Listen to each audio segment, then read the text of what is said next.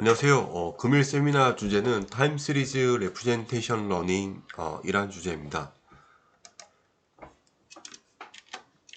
발표자 소개를 드리겠습니다. 저는 조억 학생이고요.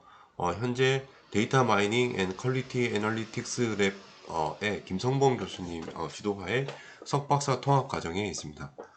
제 세미나 지난 자료는 이렇고요. 관심 분야는 강화학습과 그다음 타임 시리즈 데이터 분석에 있습니다. 목차는 다음과 같습니다. 타임 시리즈 레프레젠테이션 러닝에 대해서 살펴보고 타임 시리즈 어그멘테이션 기법들을 살펴본 다음에 이 기법들을 사용해서 대표적인 방법론이 어떤 것들이 있는지 살펴보고 결론을 짓도록 하겠습니다. 타임 시리즈 레프레젠테이션 러닝입니다.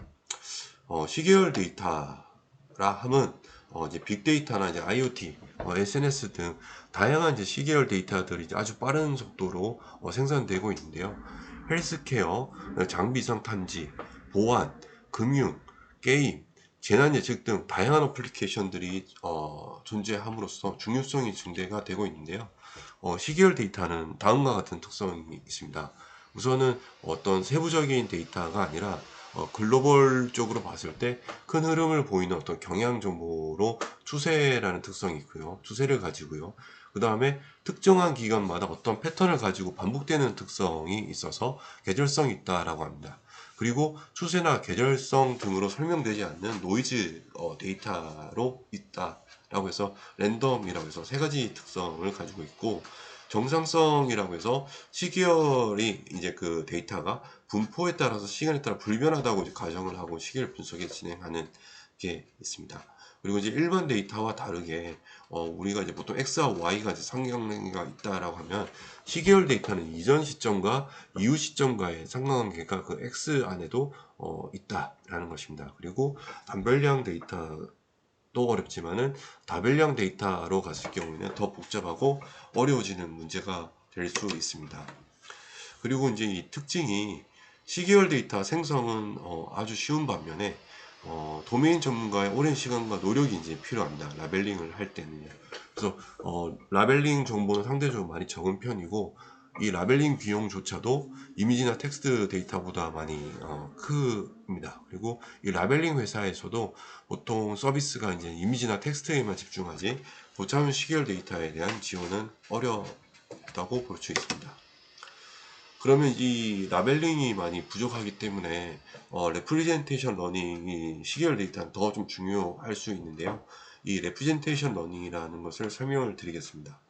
주어진 입력 데이터만을 이용해서 레이블 정보 없이 원래 학습하고자 하는 모델에 맞는 좋은 피처 정보를 추출하기 위한 사전 학습 방법이라고 정의할 수 있습니다. 그래서 데이터가 이렇게 있는 데이터가 있다라고 하겠습니다. X라는 데이터가 있고요.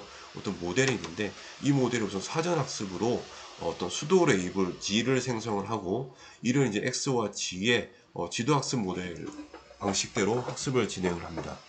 그리고 학습이 되고 나면 이 사후 학습 단계에서 이 X를 넣게 되면 이 모델은 어떤 분류에 아주 적합한 임베딩 정보를 피처를 출력을 하게 되는데, 여기에 이제 그 간단한 모델을 붙여서 어떤 분류를 위한 프레딕션 Y를 이제 학습하게 되면 데이터가 적은 상황에서도 이 분류하는 태스크를 잘 수행을 할 수 있다라고 합니다. 그래서 이 사전 학습 단계가 중요한데요. 이 사전 학습 단계에서 이 수도 레이블을 생성하는 것은 프리텍스트를 정의하면 알아서 만들어지게 됩니다. 그래서 사후 학습 모델을 위한 좋은 피처, 이 X 프라임을 생성하기 위해서 사전 정의한 문제가 되겠고요. 언레이블 데이터의 이제 표현 학습을 위한 레이블 G를 이제 부여를 한다라고 이해하시면 되겠습니다. 그래서 이 프리텍스트는 데이터 특성과 사후 학습 목적에 따라 달라질 수 있는데요. 연구가 많이 이루어진 이미지 분야의 예시로 이 프리텍스트 종류를 크게 세 가지를 설명을 드리면, 마스크드 프레딕션이라고 해서 이 레이블이 없는 데이터, 이 벌 데이터가 있는데요. 이미지 데이터가 있는데 얘를 이제 4분면으로 해가지고 1분을 날렸네요. 그래서 이 X 데이터가 있고 요 실제 날린 1, 4분면 데이터를 G라고 하게 되면은 얘가 이제 실제 수도 레이블이 되는 겁니다. 이 수도 레이블을 가짐으로써 레이블이 없는 데이터에서 레이블이 있는 데이터가 되고 X를 가지고 이제 G의 레이블로 학습을 하게 되면서 사전 학습이 가능하게 됩니다. 이를 이제 마스크드 프레딕션, 프리텍스트라고 하고요. 그 다음에 이제 트랜스포메이션 프레딕션이라고 있습니다. 그래서 레이블이 없는 데이터가 똑같이 있다라고 하면 얘를 이제 90도로 해서 오른쪽으로 해서 로테이션을 하게 되면은 이 X는 이렇게 되고 이 X 데이터를 넣어서 예측을 해야 되는 레이블 수도 레이블은 이 90도가 되겠습니다. 그래서 레이블이 있는 데이터가 되고 이 트랜스포메이션 프레딕션은 이미지나 어떤 텍스트가 됐던 그 데이터가 가지고 있는 특성을 기반으로 해가지고 어떤 그 특성을 유지할 수 있는 한에서 어떤 변형을 가해가지고 그 변형에 대한 해답을 수도 레이블로 부여해가지고 학습하는 태스크가 프리텍스트가 되겠습니다. 그 다음에 인스턴스 컨스트럭티브 디스크리미네이션이라는 프리텍스트가 있는데 이는 이제 컨스트럭티브 러닝으로 좀 많이 알려져 있는데 레이블이 없는 데이터에서 실제 기준이 되는 데이터의 어그멘테이션을 한 것들은 가깝게 만든 포지티브 샘플에서 모으게 되고 나머지 데이터는 다 이제 멀게끔 해가지고 샘플의 어떤 차이를 학습을 하는 방식이라고 이해하시면 되겠습니다. 그래서 이미지 분야에는 말씀드린 것처럼 다양한 프리텍스트 연구가 많이 이루어지고 있는데요. 그 이유는 이제 다양한 어그멘테이션 기법들이 존재하고 이 어그멘테이션 기법들은 보시다시피 직관적인 이해가 쉽고 데이터 특성이 뒷받침되기 때문입니다. 그래서 잘 보시면은 이 트랜스포메이션을 로테이션이라는 어그멘테이션을 했고 마스크에 어그멘테이션을 했고 또 이 오른쪽에 보시면 그레이 스케일이라는 어그멘테이션 기법을 적용을 한 것입니다. 그러면 이거를 그대로 들고 와가지고 우리가 이제 시계열 데이터에 적용한다면 어떨까요? 예, 보시다시피 왼쪽에 보면은 저희가 방금 설명드린 두 가지의 어그멘테이션인데요. 똑같이 90도 회전을 하고 그레이스케일을 하게 되면 데이터는 전혀 다른 데이터가 돼서 같은 레이블을 보장할 수도 없고 실제 학습 데이터에 있는 데이터와 전혀 다른 특성의 데이터가 될 것입니다. 그래서 왼쪽에 있는 이미지 데이터는 가능하지만 오른쪽에 있는 시계열 데이터는 이 어그멘테이션을 사용할 수 없게 되겠습니다. 그래서 그럼 이 타임 시리즈 데이터에 적합한 어그멘테이션들은 어떤 것이 있는지 한번 살펴보겠습니다. 지금 이 네 가지의 그 기법이 나와 있는데요. 우선은 이 네 가지 기법은 Y축을 기준으로 해서 데이터 이제 크기를 바꾸는 가공 방법이 되겠습니다. 그래서 지터라는 것은 각 타임스탬프에 이제 랜덤 정규 분포에서 값을 샘플링해서 각 타임스탬프마다 노이즈를 이제 부여를 해가지고 데이터를 어그멘테이션을 하는데 물론 이제 가정은 해당 데이터셋에 이제 노이즈를 포함해도 된다는 가정이 당연히 성립이 돼야 되고요. 많이 사용되는 어그멘테이션 기법이 되겠습니다. 그 다음에는 이제 플리핑인데 y는 0의 어떤 기준을 선언해서 곱하기 마이너스 1을 해가지고 바꾸게 되는 겁니다. 그래서 위아래가 이제 바뀌게 되는 것이고요. 이상 탐지나 분류에 자주 사용이 될 수 있고 그 데이터는 위아래가 이제 바뀔 수 있는 상황이 되는 데이터에 적용이 가능하겠습니다.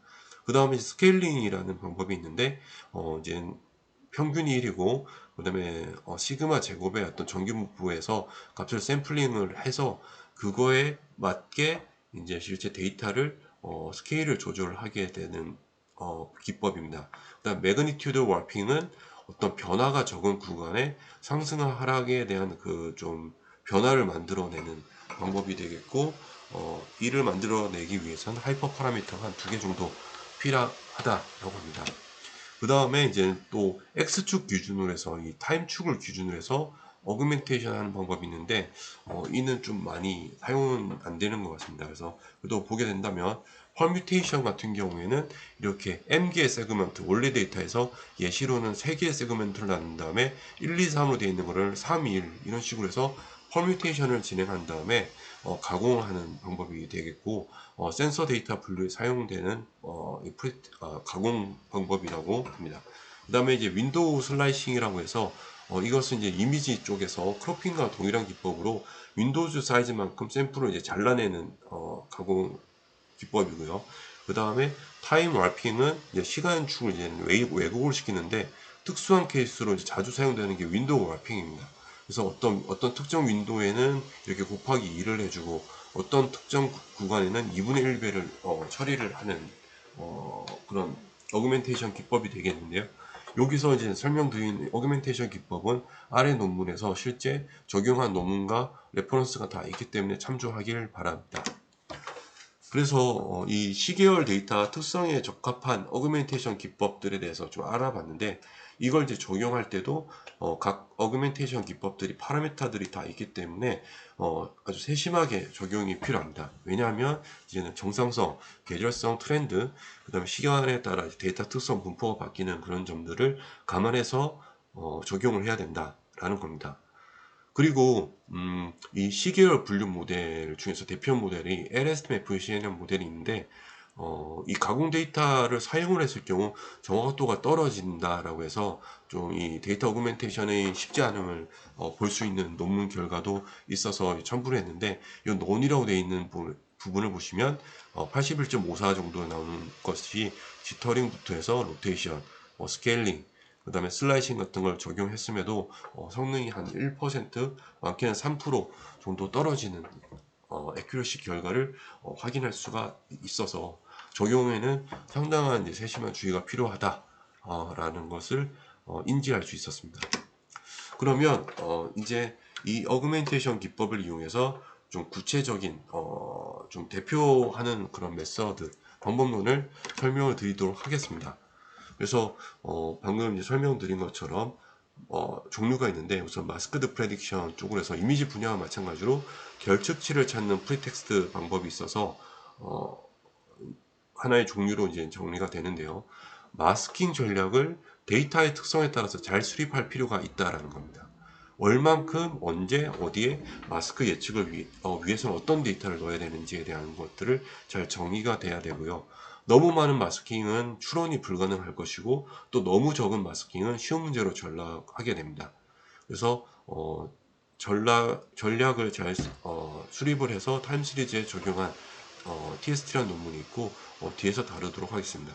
그 다음에 트랜스포메이션 프레딕션이라고 해서 데이터 특성을 이용해서 이제 프리텍스를 정의하는 건데요. 시계열 데이터의 경우에는 이제 순차성 정보를 활용해서 문제 정의를 할 수 있겠습니다. 예를 들면 순차성 정보가 있기 때문에 순서를 맞추는 이제 프리텍스트가 가능한 것이죠. 그래서 이지에 적용한 이 논문도 뒤에 살펴보도록 하겠습니다. 그 다음에 마지막으로 인스턴스 컨스트럭티브 디스크라이미네이션 프리텍스트가 있는데, 이것은 이제 인스턴스 간 어떤 대조학습을 통해서 인스턴스별 차이를 학습을 해서 좋은 피처를 뽑겠다라는 건데, 이 시계열 프리텍스트 종류에는 여러 가지 레벨로 나뉘게 됩니다. 그래서 샘플을 전체를 이제 하나로 보는 케이스가 되겠는데, 이렇게 하나를 보게 되고, 포지티브일 경우에는 이 단위로 가까워지게 되고, 네거티브로 되면 이 단위로 멀어지게 되는 경우가 되겠고요.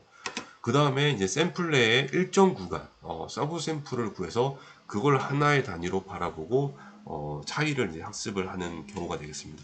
그래서 그림을 보시면 이렇게 슬라이싱을 해서 잘라낸 샘플이 있다라고 하면, 포지티브일 경우에는 이렇게 모으고, 그 다음에 이제 네거티브 관계다라고 하면 이렇게 멀어지는 게 학습을 하는 프리텍스트가 되겠고요.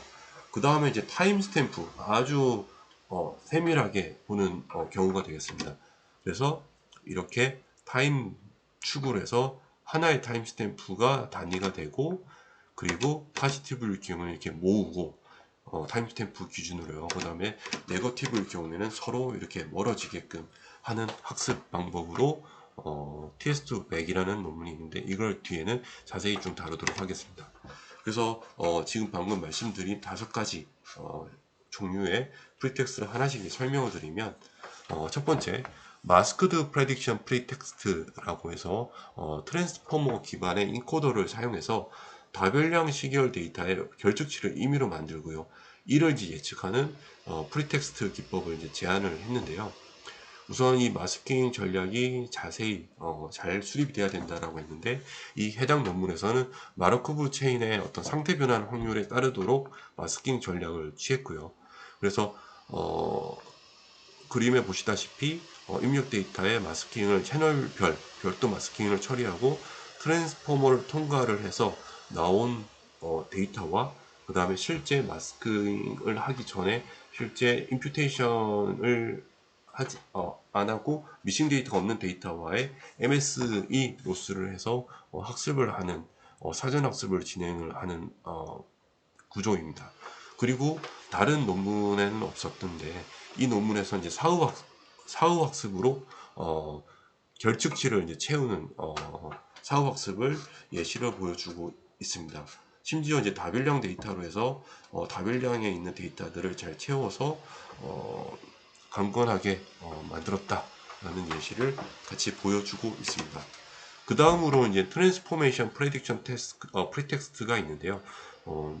이거는 이제 전에 말씀드린 것처럼 시간의 순차성 정보를 활용한 프리텍스트 기법 두 가지를 이제 이 논문에서 제안을 하는데요.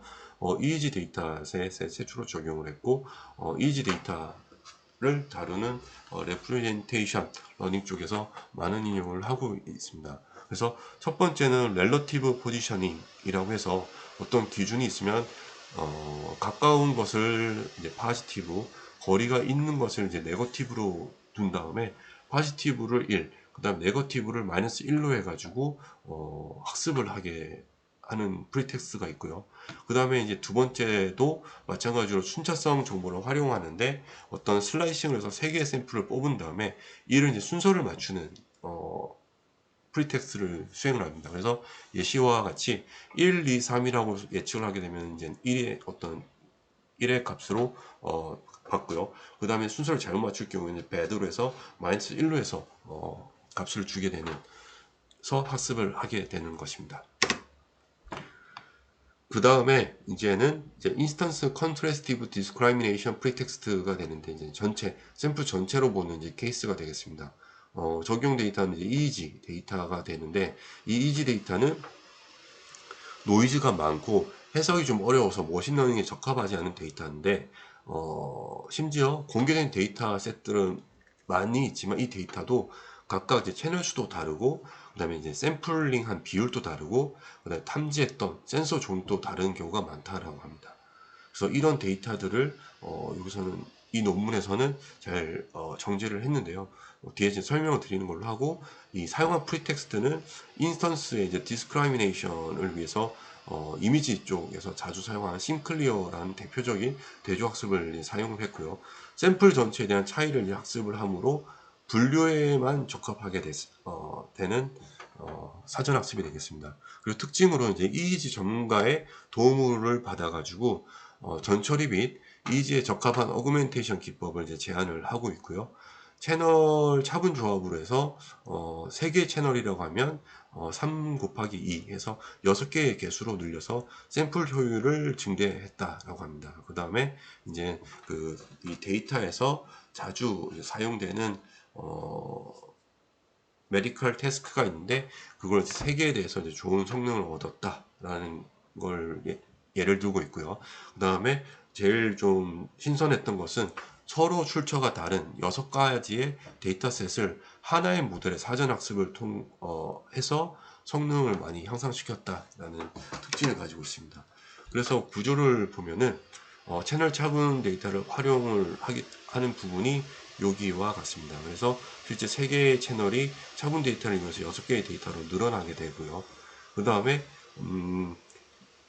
이 논문에서 6가지의 어그멘테이션 기법을 제시하고 있는데, 이 랜덤 어그멘테이션을 통해서 이 6가지 중에서 2가지를 계속 랜덤하게 선택을 하게 되고, 이 어그멘테이션을 통과한 벡터는 유사해야 된다라고 해서 서로 가깝게 학습을 하게끔 하는 모델 구조를 가지고 있습니다. 그래서 실험 결과를 보게 되면 6가지 어그멘테이션에 대해서 어블레이션 테스트를 했을 때 다 사용한 것이 가장 좋은 성능을 가지고 있고 차분 데이터를 활용한 것이 좋은 성능이 있다라고 합니다. 그리고 대조 모듈을 사용한 것이 가장 좋다라는 어블레이션 테스트도 같이 첨부를 하고 있는 것을 확인할 수 있습니다. 그리고 이제 TSTCC라는 이제 논문인데요. 마찬가지로 이제 이 논문은 인스턴스 단위를 이제 서브 샘플로 단위로 보고 나서 이제 학습하는 예시가 되겠습니다. 여태까지는 좀 EEG 뇌파 데이터를 좀 많이 다뤘는데요. 이 EEG에 국한되지 않은 일반 시리얼 데이터에 좀 적합한 이제 프레임워크를 이제 제시를 하고 있습니다. 이 논문에서는. 그리고 순차성과 의미 관점의 대조학습을 이제 동시에 진행을 하고 있고, 시계열 대조학습을 위해서 아주 간단하고 쉽게 적용할 수 있는 가공 방법, 어그멘테이션 기법을 제시하고 있습니다. 그리고 자기 지도학습 성능 중에서도 지도학습 대비 좋은 성능을 보이는 게 이제 일부 데이터셋에서 있다라고 얘기를 하고 있고요. 그다음 시계열 데이터 특성상 이 부분이 좀 신선했는데요. 같은 데이터에서 두 개의 다른 어그멘테이션 기법을 적용해서 나온 것을 이제 보통 파지티브 샘플이라고 해서 유사하다라고 학습을 하게 되는데, 과연 같은 샘플로 바라볼 수 있는가라는 좀 의문을 가지고 해당 논문에서는 그 어그멘테이션 기법을 고정을 합니다. 그래서 약한 어그멘테이션으로 해서 지터와 스케일링을 해서 노이즈와 스케일링 처리를 하고요. 그다음 강한 어그멘테이션으로 해서 퍼뮤테이션을 주고 그다음 노이즈를 주는 식으로 해서 두 가지의 어그멘테이션 기법을 고정을 해서 파지티브 샘플을 선정을 하고 있습니다. 그리고 여전히 언급되는 것은 파라미터를 데이터셋에 따라서 신중하게 결정했다라고 말을 하고 있습니다. 그래서 해당 모델은 이와 같습니다. 이와 같고요. 우선 방금 말씀드린 위크 어그멘테이션과 스트롱 어그멘테이션 같은 타임 시리즈에서 데이터에서 뽑아서 피처를 뽑은 다음에 각각 인코더를 통과를 시키는데, 인코더 구조는 이제 컨브 1D와 매치놈, 맥스풀, 멜루로 구성된 레이어를 3장을 쌓은 구조로 되어 있습니다.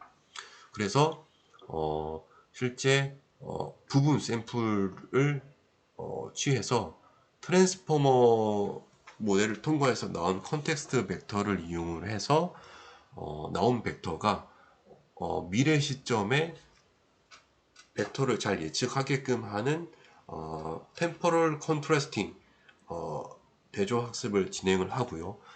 그 다음에는 이제 마지막 단계로 나온 데이터들이 서로 유사하게끔, 파지티브 샘플은 유사하도록 시뮬레이티를 맥시마이즈 하는 컨텍추얼 컨트래스팅 모듈을 진행을 해가지고 학습을 합니다. 그래서 해당 결과, 실험 결과는 샘플이 이제 적은 비율에서도 강화학습, 지도학습 대비해서도 좋은 성능을 보여줄 수 있고, 에블레이션 스터디에서도 이 템포럴 컨트래스팅 모듈과 컨텍추얼 컨트래스팅 모듈이 없었을 때 성능 저하를 보여주면서 이 모듈의 효과성을 입증을 하였습니다. 마지막으로는 이제 타임 스탬프 레벨로 인스턴스 컨스트럭티브 디스크라미네이션 프리텍스를 수행한 논문을 소개를 드리겠습니다. 전체적인 모델 아키텍처는 데이터 가공 방법과 그다음 인코더 구조, 학습 방법에 대해서 소개를 드리겠습니다. 그래서 우선 데이터 가공 쪽을 이제 살펴보면요. 우선 이 대조학습에서는 이 파지티브 샘플 정의는 매우 중요한데요. 기존의 연구에서는 문제점이 있다라고 제기합니다. 그래서 서브 시리즈 컨시턴시라는 파지티브 샘플 정의는요, 한 샘플에서 부분 샘플링된 세그멘트를 서로 컨텍스트가 일치하다고 보는데, 이 예시는 아래 왼쪽 그림에 나와 있는데요. 해당 부분에 샘플링을 했을 때 왼쪽 같은 경우에는 문제가 없지만은 오른쪽 같은 경우에 봤을 때 이렇게 중간에 튀는 부분이 녹색 쪽으로 해서 샘플이 잡히고, 노란색 샘플이 이 녹색 샘플에 파지티브 샘플로 모였을 경우에는 전혀 다른 샘플이 되기 때문에 이게 과연 유사한가라는 이제 발레가 생기고요. 그 다음에 템포럴 컨시스턴시라는 사례도 보면 이 유사한 거리가 가까운 서브 샘플끼리는 서로 유사해야 된다라는 건데, 왼쪽은 문제가 안 되겠지만 오른쪽에 이렇게 갑자기 튀는 데이터 같은 경우에 서로 포지티브 페어로 묶이게 되면 이 또한 문제가 생길 수 있다라고 합니다. 그리고 트랜스포메이션 컨시스턴시라고 또 있지만, 이 자체도 어떤 스케일이라든지 순열 조합 등의 다양한 변형을 통과를 했을 경우 컨센서스가 유지된다라는 건 시계열 데이터에 적합하지 않다라고 해서 세 가지의 포지티브 샘플을 정의하는 것에 대한 문제점을 얘기를 하면서 컨텍추얼 컨시스턴시 개념을 제안을 하고 있는데요.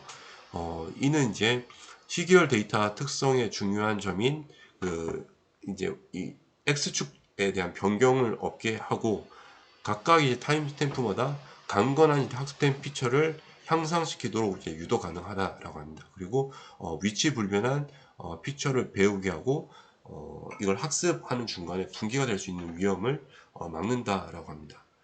그리고 이를 위해서 이제 타임 스탬프 마스킹과 랜덤 크로핑을 이제 둘 다 이제 학습 단계에서만 적용을 하는데, 이걸 아래에서 설명을 드리고요.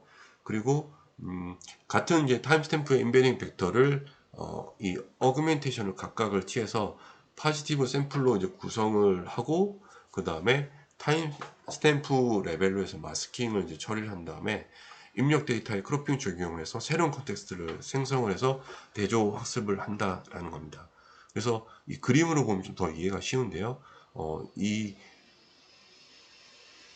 중간 부분, 이제 겹치는 부분이 되겠고요.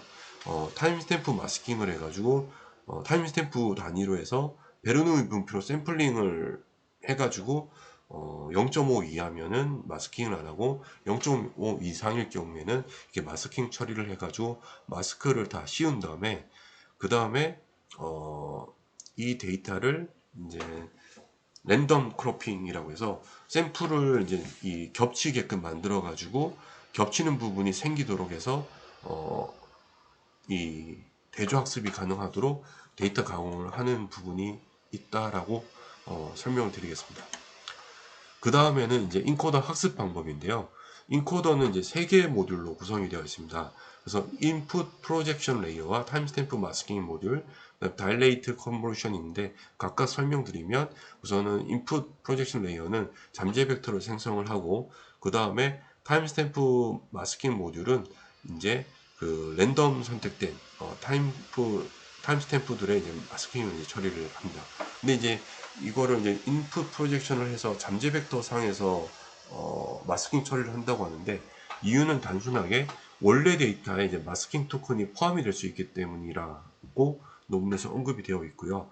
그 다음에 이 통과를 할 때 10개 이제 레디 듀얼 블럭을 통과해서 각 타임스탬프의 컨텍스트 피처를 얻게 사용을 하고, 여기서 다일레이션 파라메타를 각 층이 깊어질수록 2의 1승씩 파라미터를 높여가면서 리셉티브 필드를 높여서 벡터가 마지막에 피처가 그 전역적인 특성을 많이 가지도록 인코더를 구성했다는 점입니다. 그래서 이 학습 방법을 이제 설명을 드리면 이 하이라키컬 컨세레티브 로스를 여기서 제안을 하고 있는데요. 다양한 스케일에서 좋은 피처를 이제 뽑기 위해서 이 계층 구조를 이제 활용한다라는 겁니다. 그래서 시간 차원에 따라서 맥스 플링을 적용해서 2배씩 늘려가면서 매 번 이제 시간, 이 타임 축과 그 다음에 인스턴트 축 간의 대조 학습을 타임 스탬프 기준으로 해서 대조 학습을 하는데, 첫 번째 층에서는 아주 세밀하게 학습한다고 하면 이제 맥스풀을 통과해서 올라가면 갈수록 점점 더 리셉티브가 넓어지면서 좀 더 글로벌, 아래가 이제 로컬이라고 하면 점점 더 넓은 리셉티브를 포함하는 타임스탬프 기준으로 해서 이제 타임스탬프 기준으로 템포럴 컨트레스트와 그 다음에 인스턴스 컨트레스트 대조학습을 통해서 모델이 학습된다고 볼 수가 있겠습니다. 그래서 학습하는 로스는 템포럴 컨트라스트는 식이 이와 같고요. 그 다음에 인스턴스 간 컨트라스트 학습하는 것은 크로스 엔트로피 로스로 해서 이 로스를 활용하고, 그 다음에 각각의 이 지금 예시로는 3개의 층이 있는데 3개 층의 타임 주가, 그 다음에 인스턴스의 모든 그 로스를 다 합산해서 토탈 로스를 구해서 학습을 하게 됩니다. 그래서 사후 학습으로 해서 이제 분류 태스크에 적용한 결과에 이 UCR 데이터셋은 125개 데이터셋에서 평균 2.4의 성능 향상이 있었고, 그 다음에 멀티베리어트 타임 시리즈 데이터셋인 UA 데이터셋은 29개의 데이터셋에서 평균 3.0의 성능 향상이 있었다라고 합니다.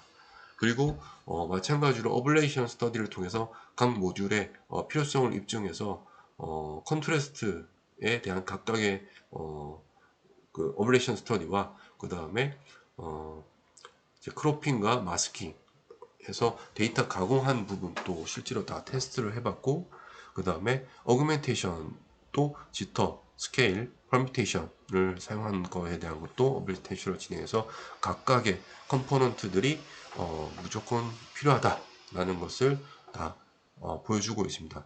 오른쪽에 보시면은 이 타임스탬프 레벨로 피처가 정말 잘 생성됐는지를 시각화를 하고 있는데요. 이 C1을 보시면은 이 중간에 튀는 부분이 있는데, 이 튀는 부분에 따라서 데이터 부분이 좀 이 타임스탬프 부분이 좀 다른 부분을 볼 수 있어서 피처가 레벨까지 잘 생성을 했다라고 해석을 하고 있고요. 그 다음에 이 그 인포머하고 TCN이라고 해서 제일 성능이 잘 나온 리그레션 쪽의 태스크 모델인데, 그 모델에 대한 거를 예측에 대한 포캐스팅에 대한 시각화를 한 것인데, 이 인포머 TCN 같은 경우에는 이제 데이터의 트렌드와 그 다음에 계절성에 대한 것을 잘 포착을 못하지만, 이제 해당 논문의 모델은 이 TS2백은 계절성과 그 다음에 트렌드를 잘 예측한다라고 해서 시각화한 부분까지 보여주고 있습니다. 그리고 또 하나 더 놀라웠던 것은 단별량과 다별량 데이터 모두에서 인포머, 엠비트 같이 지도학습에서 아주 잘 돼서 사용하고 있는 이 리그레이션 태스크에서도 더 성능이 향상이 되는 표현학습 결과를 얻었다라는 점에서 좀 상당히 고무적이었습니다. 그래서 좀 말씀을 드리면 이 TS2 100이라는 논문은 어떤 도메인이나 특성의 어떤 데이터 특성에 상관없이 가변 길이의 시계열 데이터를 잘 추출하는 보편적인 프레임워크를 제안했다라고 하고 있고, 그 다음 타임스탬프 단위로 해서 어떤 인스턴스 간, 그 다음에 시간 타임스탬프 간의 그 차이를 각각의 대조학습을 통해서 타임스탬프의 레벨의 특징까지 잘 추출했다라고 봅니다. 그리고 이 추출된 것은 국소적인 부분부터 전역적인 특징을 잘 타임스탬프 단위의 특징 벡터에 녹였다라고 해석이 되고요. 그 다음에 이상 탐지에도 사용이 잘 되고 분류 예측 등 다양한 사후 학습에서 좋은 성능을 보인다라고 합니다. 그래서 C계열 데이터 특성을 이제 위반할 수 있는 그런 방법을 또 사용하지 않음으로써 강건한 이제 컨텍스트 정보를 얻을 수 있고, 미싱 데이터가 있음에도 강건한 성능을 보인 점도 인상이 깊었습니다. 그래서 결론을 말씀드리면 이제 컴퓨터나 이제 컴퓨터 비전이나 NLP 쪽에서 국한되어서 사용돼 온다고 생각했던 이 표현학습들이 시계열 데이터에도 이제 많은 레퍼런스가 좀 생기고 있구나 라고 생각이 들었고, 시계열 데이터 특성이 까다롭고 그리고 복잡해서 좀 이렇게 적용이 어렵지만 쉽고 범용적인 이 프레임워크들이 이제 조금씩 나오기 시작했구나 라고 했지만, 여전히 좀 아직은 많이 아쉬운 부분이 없지 않아 있다 라는 생각이 좀 들었습니다. 그래서 앞으로 많은 연구들이 나올 것이라 기대가 되고, 최근에는 이 TS2 100 논문처럼 타임스탬프 실험까지의 특징을 잘 찾아내서 학습을 하는 모델이 등장하고 좋은 성능을 내고 있는 점은 참 신선했던 것 같습니다. 네, 제가 세미나 자료에 사용한 레퍼런스는 다음과 같고요. 이상 발표를 들어주셔서 너무 감사드리겠습니다. 감사합니다.